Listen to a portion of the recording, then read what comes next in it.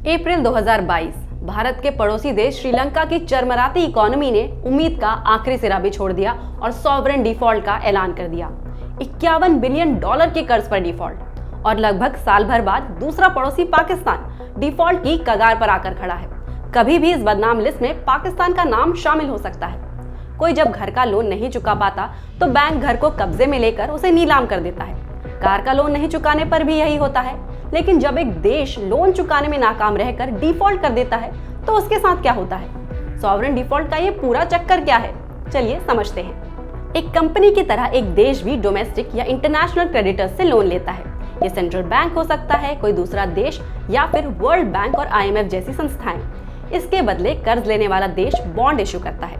जब यही देश लोन के प्रिंसिपल अमाउंट या उस पर इंटरेस्ट को नहीं चुका पाता तो ये कहलाता है सॉवरेन डिफॉल्ट। ऐसा कई वजहों से हो सकता है। देश में राजनीतिक अस्थिरता हो सकती है, इकोनॉमिक मिसमैनेजमेंट हो सकता है, युद्ध भी इसका कारण हो सकता है।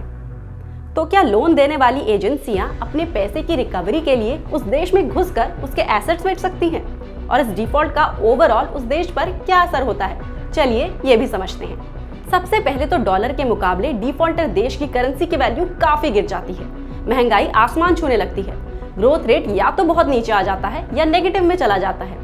और फिर शुरू होता है एक कुचक्र, एक डोमिनो इफेक्ट। इकोनॉमी डूबती है तो बेरोजगारी बढ़ती है, लोगों पर टैक्स का बोझ बढ़ाना पड़ता है, असंतोष बढ़ता है। एक बार डिफॉल्ट हुआ तो फिर दूसरे देश और इंस्टीट्यूशंस भी पैसा देने में कतराते हैं। क्रेडिटर के ऑप्शन कम होने पर महंगे रेट पर लोन का जुगाड़ करना पड़ता है। एक अंधा कुआं समझ लीजिए, जिसमें डिफॉल्टर देश और गहरा धंसता चला जाता है, बस इस उम्मीद में कि IMF जैसी संस्थाएं रेस्क्यू की रस्सी डाले और उसे किसी तरह कुएं से बाहर खींच ले। लेकिन IMF पहले उस अंधे कुएं में जोर की आवाज लगाकर पूछता है कि भाई जो ये पैसे हम देंगे उससे इकोनॉमी को ठीक करोगे या फिर बंटाधार कर दोगे? कुछ पॉलिसी जैसी चीज पर काम करोगे ना? संतोषजनक जवाब मिला तो ठीक, वरना IMF भी चुप्पी ही साध लेता है।